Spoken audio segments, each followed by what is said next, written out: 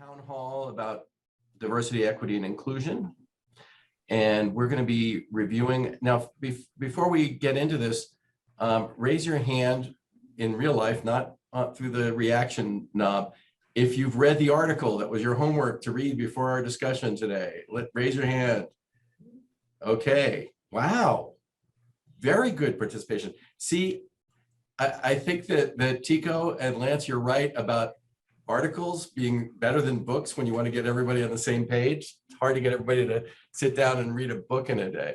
Anyway, I wanted to welcome everybody here and go ahead and introduce some of our leadership who are here today before we start. Warren Epstein, Executive Director for Marketing and Communication. We have Lance Bolton, our fearless leader. Say hi, Lance. Kim Hennessy, who is our Acting Executive Director for Human Resources. We have Jacqueline Gators-Jordan, who is our new Vice President for Instruction. We have Lisa James, who is our Executive Director for the Foundation. We have Jim Mancall, who's going to be new to a lot of you folks, who is the Executive Director for Strategic Planning, is it? Strategic? Maybe it's too long for for us to get into. Strategic initiatives, but that's all right. Strategic initiatives. We have Homer Wesley, our Vice President for Students. What is it? What's your title again, Homer? It's been, I've only known it for 5 years, and of course I forget. Student Services. Student Services. Welcome. And Tico Hardy, who is our new Chief Diversity Officer. Tico, Lance, I want let you guys take it from here.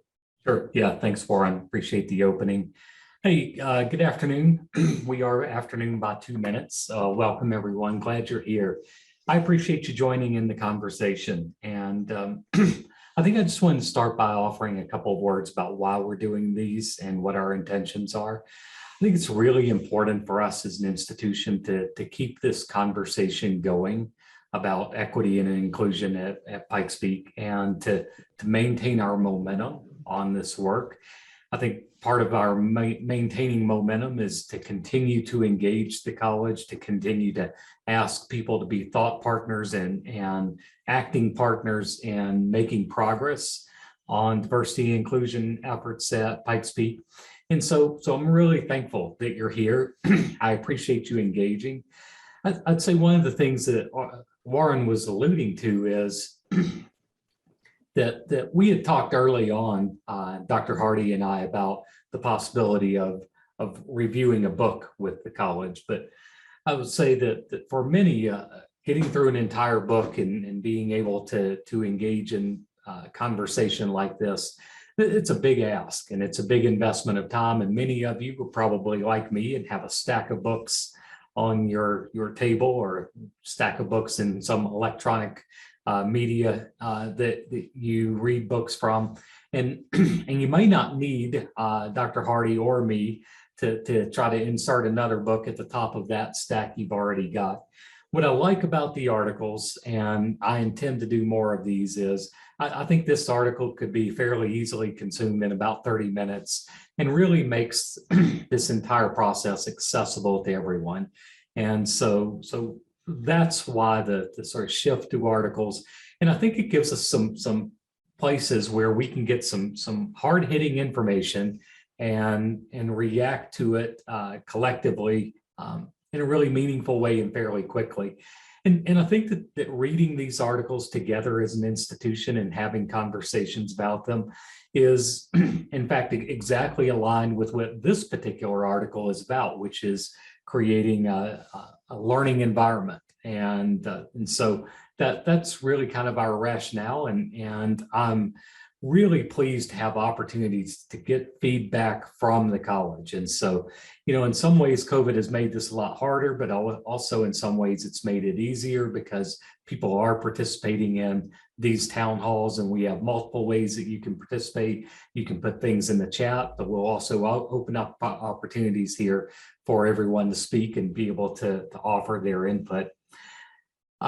Dr. Hardy, I will take a quick break and then perhaps I might, after giving you a chance to offer some input, might go through a couple of the key things that really jumped out at me from this particular article. And if you want to do the same, and then we can head into our breakout groups and ask people to consider how Pikes Peak can be even better at this work. Thank you, Dr. Bowden. Hello, everyone. I think Dr. Bowden covered a lot of what we have been talking about, and that's how do you build a community of practice? And so what we're trying to do is to offer multiple ways, various ways for people to be engaged in the equity and inclusion work that we're doing at the college. And so, like Dr. Bowden said, we thought, wow, we could probably get a lot of articles, a lot of discussions, more in a semester than we could books. And so we're excited about this option. And I will tell you a little bit more as we end, but thank you for taking your lunch break or your time today to be with us. You know, it seems, thank you, Tico. It seems obvious that an institution of higher learning would have a learning-oriented culture. But my guess is if we moved around the college from room to room, from office to office, from place to place, that might vary a lot. We may have a lot of faculty who are really engaged in their discipline and doing a lot of reading and research and continually updating themselves in their practice. But we may have other areas of the college where people are seldom afforded the opportunity to do that or asked to do that. And so again, just an opportunity for us to have that engagement. I want to tell you a few things from this article that stood out for me as I read it that caused me to think, God, this is a really good article for us to engage in together. So one is this learning-oriented culture. I'm just going to read this section from the paper. Learning-oriented cultures emphasize flexibility, open-mindedness, and exploration, and can equip organizations with the ability to adapt and innovate. Now, think about where we are in the world today and how important adaptation and innovation is, and then consider this, that of this Harvard Business Review survey, 65% of the respondents did not think their organizations are diverse or inclusive. This stood out to me, and I thought, wow, we've been through a number of surveys with our college, and we get survey results in our climate surveys that we do every other year. Sorry, there's a lot of surveys there. Every other year, the community college system does a climate survey. It has a component in it around diversity, equity, inclusion. I think in general, we're getting fairly good marks from our college, but it's not universal. And some people do not feel like that we're doing a great job in this area. And there's always a spectrum of this, right? There are folks that feel we should be doing more. There are folks that feel we should be doing less.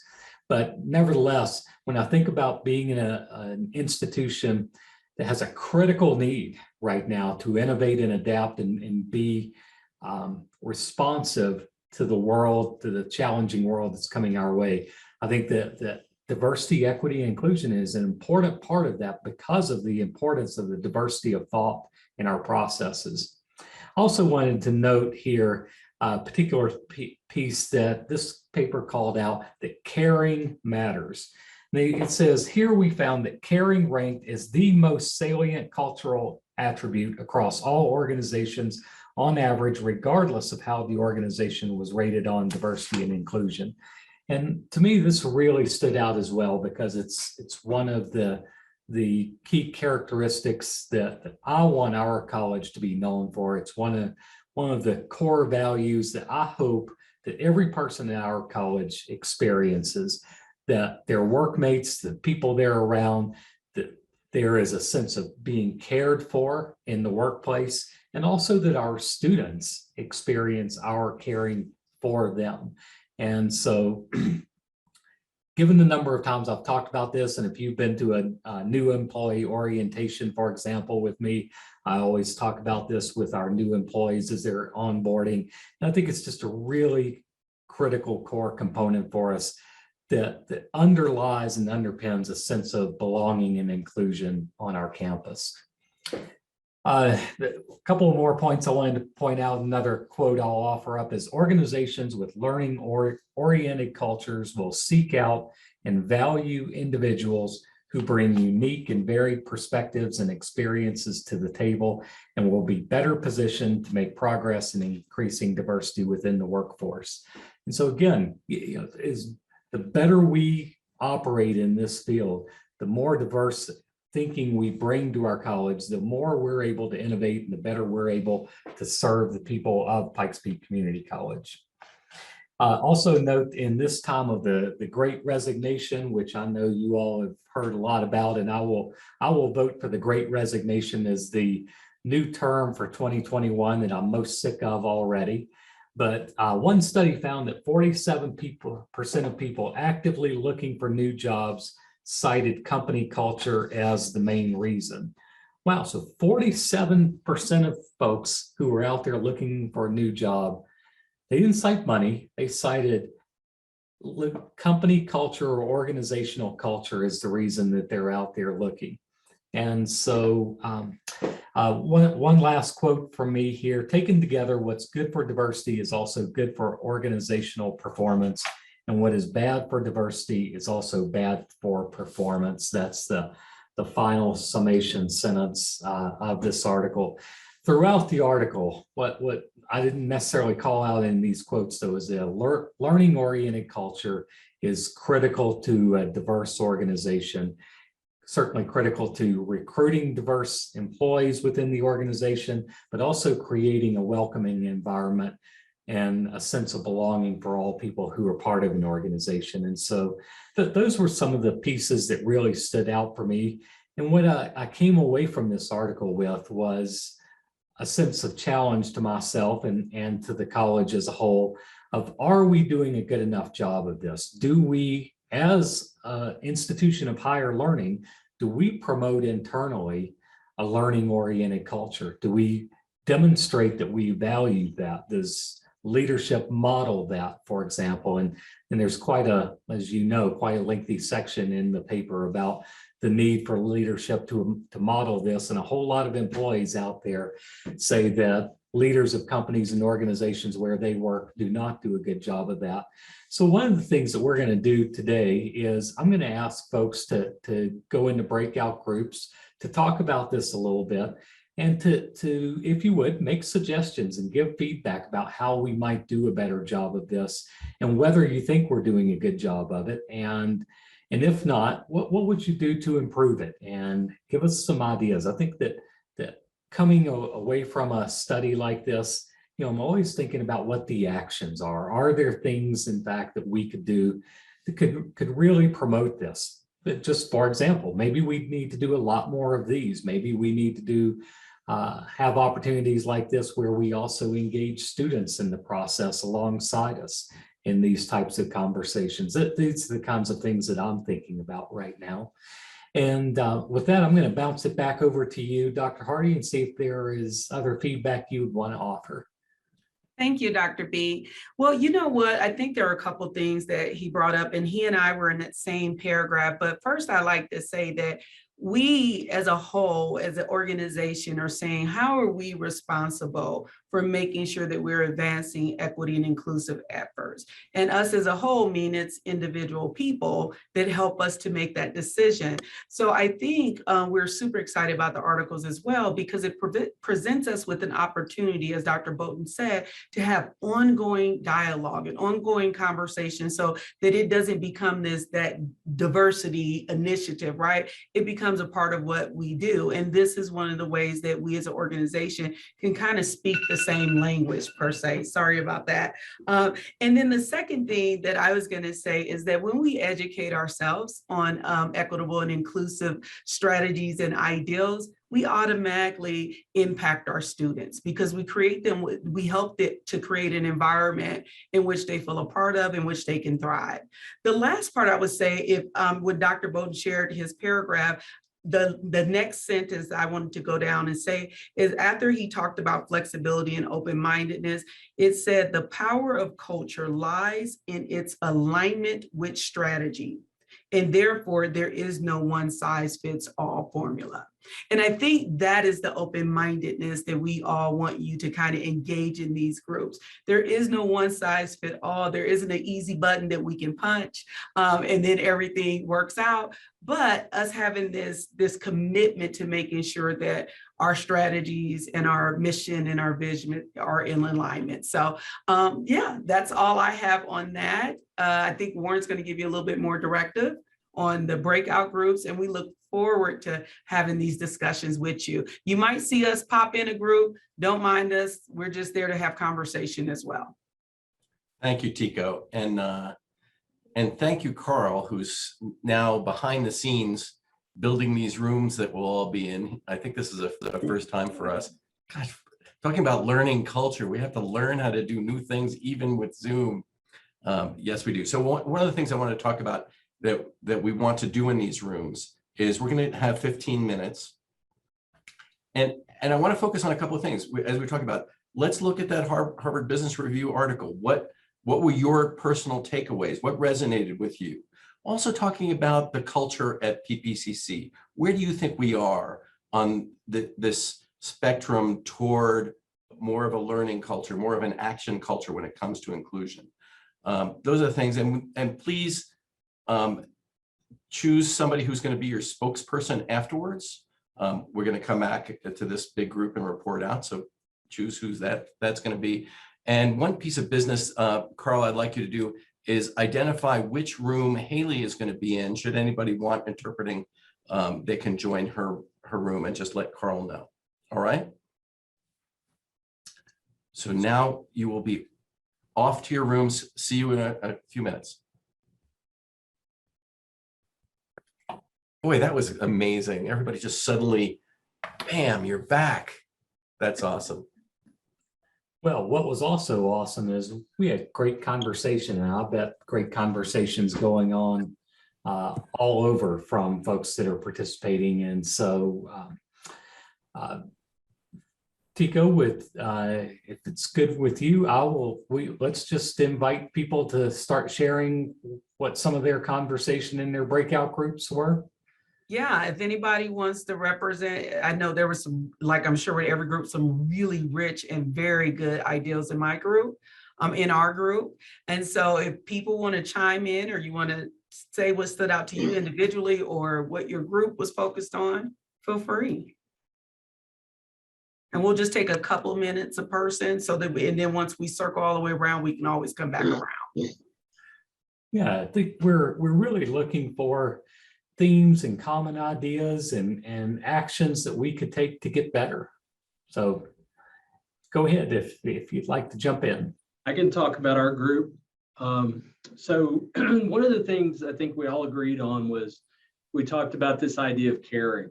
And if I could only talk about one thing that we discussed, we talked about the idea of caring and what authentic caring looks like and what caring looks like when it's not convenient. You know, that's the thing, because so much of what we do is based on getting things done, and rightly so, because that's how we serve our students and how we serve each other. But in the daily, the daily grind, how do we demonstrate authentic caring? It's great to bring lunch for our people. It's great to buy donuts. It's great to do things like that. But how do you take it to the next level? How do you make it inconvenient for yourself, which I think is where the challenge lies. And then the other thing we talked about with regard to culture was the idea that in some places in the college, people feel kind of isolated, right? And either it's not by design, certainly, but just kind of the way things happen, whether it's because people are new or because they're in a department that's kind of siloed. And we came away obviously with more questions than solutions, but those were the big things we talked about. Hey, I'm curious, Gary. I'm guessing that with the onset of the pandemic and us working more remotely, that perhaps more people are experiencing greater isolation. How was it? Yeah, I would agree with that. Absolutely. I think that's very true. I'm wondering, in my group, Amanda, would you like to share? Because I think you also highlighted some of the areas that Gary is talking about. Do you feel comfortable with that? Yeah.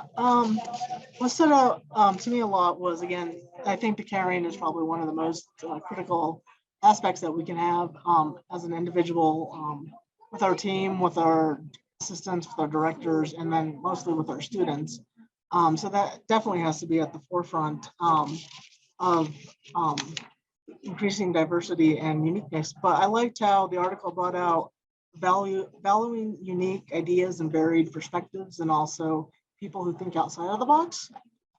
Because we all have different paths. We've all had probably different careers before.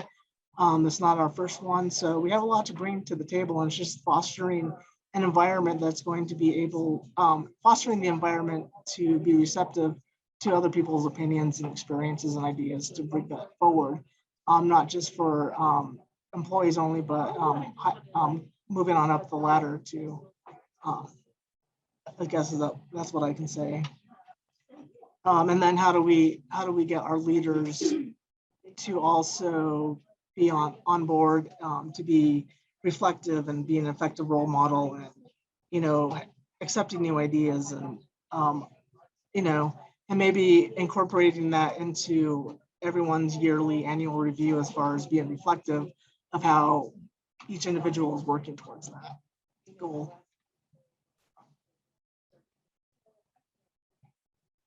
Thanks, Amanda. That's great feedback, and I agree with you. I like where you ended with that too. Is there some ways that we could formalize this, because it's important to say we value it. Maybe it's more important to demonstrate that we value it.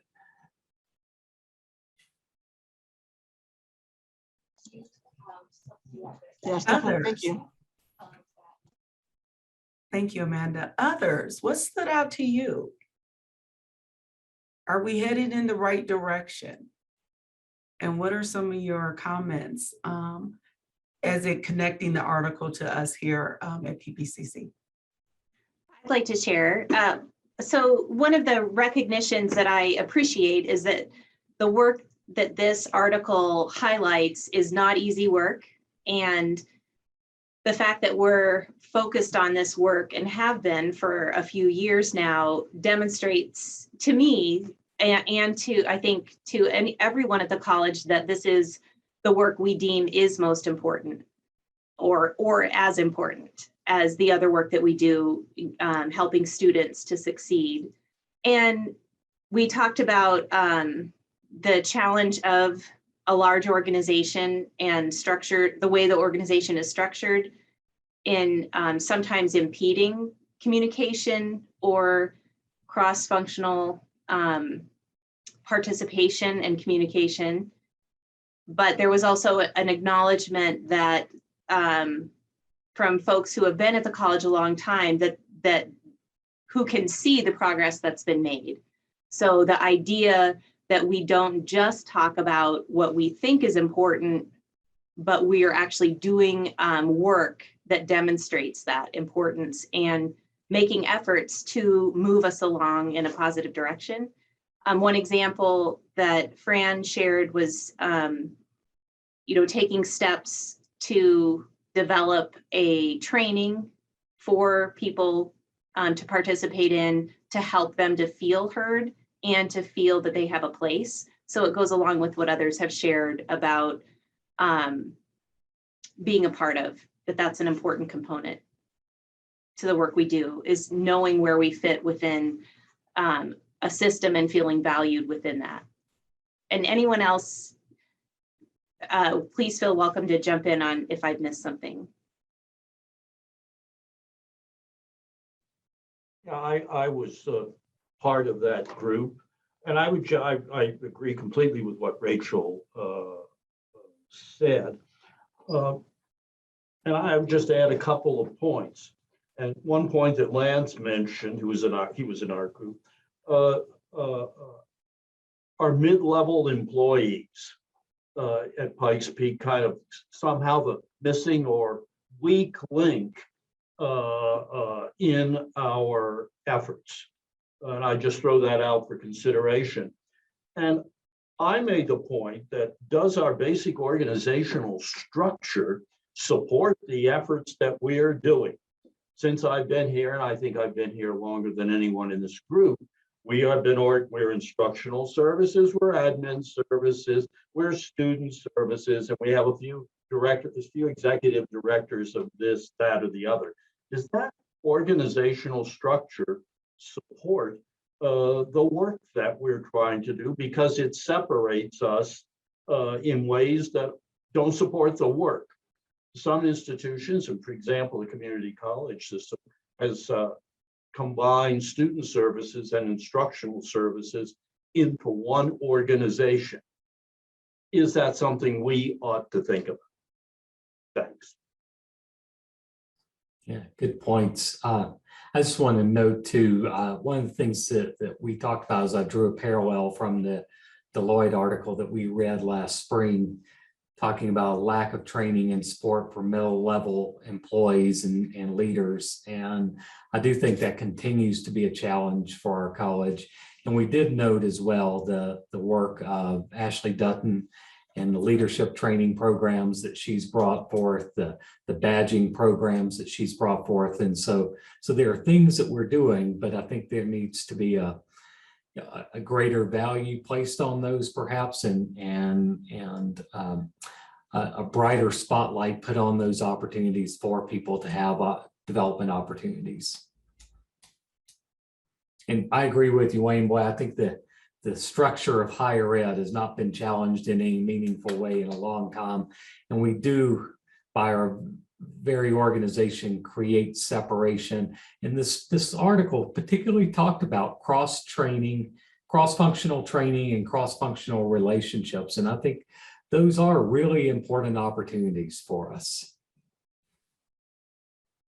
It looks like we have a comment in the chat. I'll come to you right next, Linda.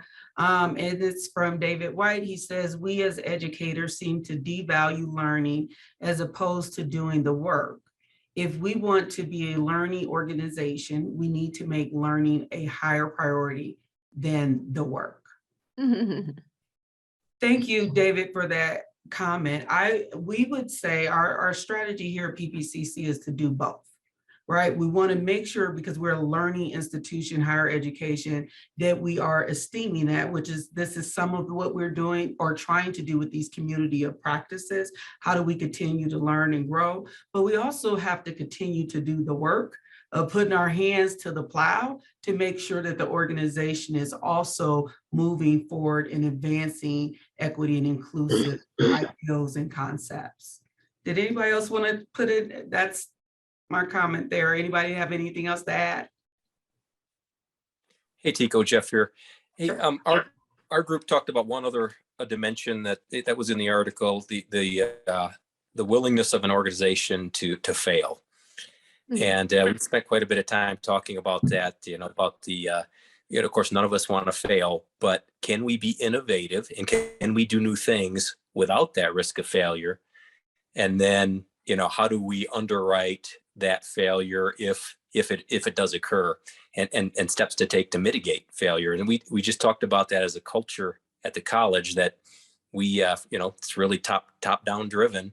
We've got to be willing to try new things and take that a measured risk that it might not work out as we planned. So we most of our time was spent focusing on being willing to fail.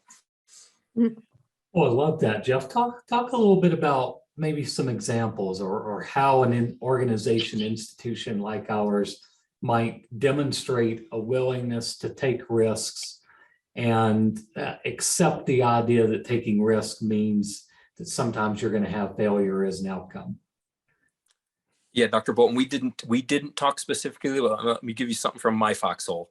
Okay. And that is, for example, this co-rec experiment that we're doing in the math department and English. That's a big change to the way math and English have been taught for many years. And we're honestly, doing some measuring and experimenting as we move through that. What's the best model? What's working? What's not? And I think at times we're going to have to be willing to look at, the data and our experience and say, you know what, that's not working. Let's go back to the drawing board or try something else, because it's so important to our students. So I believe we have the culture right now to be able to do that in that dimension. But would we do similar things where it might entail financial risk, for example?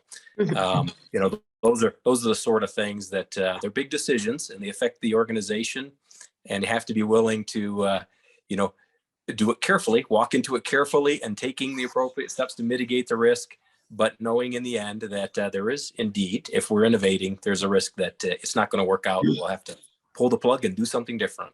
Yeah. Well, I would say when we went to the co-requisite model and did away with Dev Ed for the most part, we took on a huge financial risk with that, and a lot of revenue stopped immediately. And in general, I think we're heading in the right direction, but I don't know if we have it exactly tuned right. I would say another area where we're taking a big risk and a big financial outlay is with the work we're doing around coaching. And I'll just share really quickly anecdote around that. A number of years ago, we had a donor who came to Atlas Prep, a charter school in District 2 in Southeast Colorado Springs, and said, I want to pay for every student coming out of this graduating class to be able to go to college. And we had 12 students out of that group that came to Pikes Peak Community College. They had a full tuition ride. They came to our college. Nobody really knew who they were. We didn't pay any special attention to them. They just came. By the end of the first year, all 12 were gone. All 12. And this was a brutally painful experience, and burned into my brain is going back and talking to this donor who was pretty grouchy anyway, and sharing with him the outcome of his investment at Pikes Peak Community College. And what we came away from that with is we can never let this happen again, that these students that are coming to us, underrepresented students from tough backgrounds like our Atlas Prep kids were, who did not come from families of multi-generation college success. I think all of them were first-generation students. We said we have to do more to support them. Simply covering their tuition is not enough. What if we did this? What if we did this coaching model? What if we had people who engaged with them? And so, I don't know how it's all going to work out. I think it worked out very well in the beginning when it was really small. I think one of the hardest things about innovation is scaling up. That's where the failures can happen, and that's where they can really be tough. That you might be doing something great with 2 people doing it, but when it becomes 25 people doing it, you've got a big investment.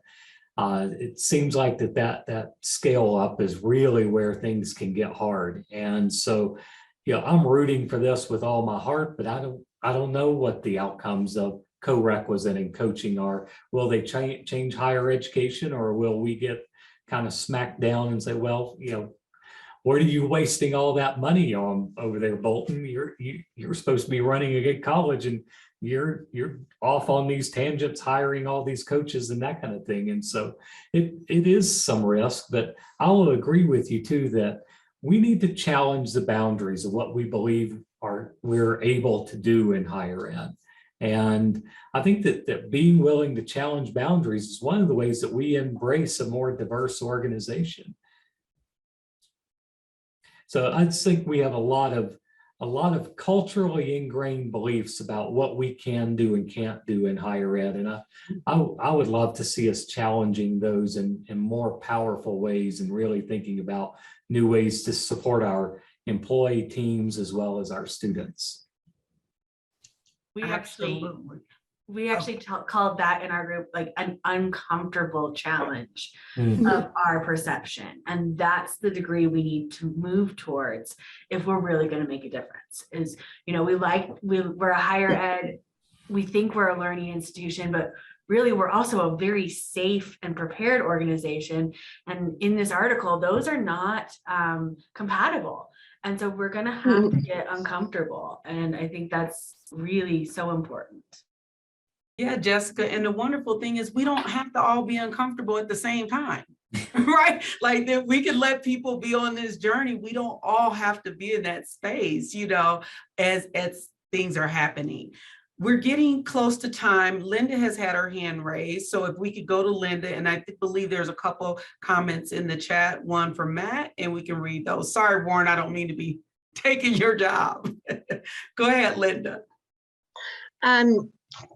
First of all, I think this is so exciting that you're doing this, Dr. Bolton. So I think we should do more of these, yes. And I have an idea that it would be important to have these discussions within departments.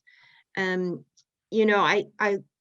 like the voluntary model, and I recognize that people self-reflect at different times and different processes, but I think that having these discussions in smaller groups that at the department levels, it takes out the variable of, oh well, you're doing this because it's related to your subject. And I also think changing a culture, I'm a HR person,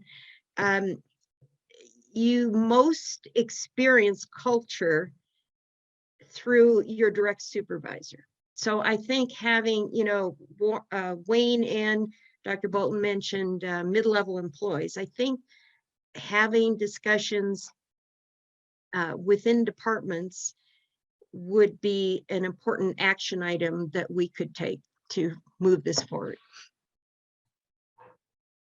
Thank you, Linda. I want to read a couple comments in the chat.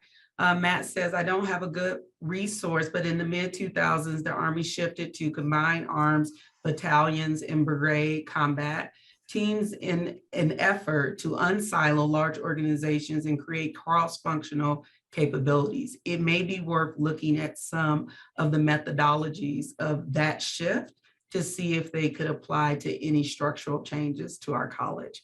I like that, looking at the frameworks. The next one is from Rachel. Cross-functional does include our relationships with our school districts. We serve students of all ages, but we have a clear opportunity to support recent high school students and to partner with the school districts to have bridge programs that we both contribute to. Thank you all for those comments. Thank you. Has everybody reported out from their breakout groups? So we had everybody represented? What does our VPI of instruction think over there? Well, first I'll acknowledge, Sam, do you have your hand up? No, she doesn't. I was coming to her next because I didn't hear anything. Okay. I'm just listening and just thank you, Jessica, for reporting out for our group. I was trying to just listen and take this all in, but I think one of the points that really stuck with me was what Jessica kind of hit on, is that we have to really create a sense of belonging and welcomingness for everyone, and we have to be comfortable with being uncomfortably shifting. And so some of the changes that we need to make will be uncomfortable, but that's where the change and the growth happens. So really like the article, looking at the learning culture versus are we a learning organization, and then just recognizing and reaffirming that the work that we're doing is slow. It's not something that we can do quickly, but we can continue to move forward. And I think some of the ideas that were shared supports that. Yeah, I think, I want to thank everybody for participating in this. And I appreciate the thought that these discussions are a great path to where we want to go, and we need to keep this going. I heard the problem with silos and people not feeling included because they're somehow either physically or structurally isolated from their peers. And to me, there's a lot of work to be done about reach out to those people, find out where those pockets are, where people are that are feeling isolated. How do we make them feel like they're more included and part of a caring organization? This idea about innovation, I think, is really important and should be part of the, as we're talking about strategic planning, has to be part of it, because you're either part of a culture of fear or you're part of a learning culture. They don't work together. And so we have to be able to take risks and innovate. Wonderful ideas. I think there's some great things. Anybody else have any last thoughts they wanted to give to things that they got out of this? Well, I would say the comment that I have is really kind of tied in what I've been hearing people say. I think an important thing is that even like the article started, when we look back at George Floyd, look at Breonna Taylor, we look at our society was catapulted in an area that as a society, we didn't have the infrastructure for. And so I think as we as an organization now are shifting, the last several years for many organizations have been about awareness. Now, this is when we're taking action. We're starting to put these things in place. We're going to discuss these articles. We're going to create a forum. And guess what? Our president is going to lead these conversations as well. So I think when we look at that, we're getting to that place where we can build on this and continue to build on what we've done before. But I wanted to end because one of the people in our group, they said, I am excited and proud to be a part of Pikes Peak Community College right now. They have been here for years, and this is a really exciting time to see the opportunities, the growth that we're taking to have a more inclusive environment. Thank you, Tico, and thank you, Warren. Thank you, everyone who participated in this. I really appreciate the collective wisdom. I took a whole page of notes here, and I do think that these conversations can really help inform our strategic planning processes. They can help inform decisions we're making on a day-to-day basis to help our college be better at what we're doing. And I want to say that I'm really committed to this idea and believe in this idea of that Pikes Peak Community College needs to support a culture of being a learning oriented. I think, Linda, you hit this right on. It isn't just the president doing conversations with the college, but really needs to be happening at multiple levels throughout the college, offering opportunities for people and maybe even requiring people to engage in these conversations and these efforts. And so I think all of this sort of, for me, falls under this category of professional development and really helping our college become a better institution by supporting our people, because we are our people. That's all we are, is a people organization. And so I'm committed to going forward with this. I want to invite you all to send article suggestions. If there is something that you've seen that you think is really compelling, please send that my way. We'll do as many of those as we can. It depends on how many we get, but I would love to do these conversations with greater frequency, and I'd really love to have your input about what kind of topics and articles you'd like to cover in these conversations. And I think that's all I have, and boy, we're right on time. Right on time. I want to remind everybody that spread the word that we're going to do this again next Tuesday, and if you participate in this and want to be in that group as well, please do. We'll try to get to some of those other points that people made in the next discussion. Thanks, everybody. Thank you.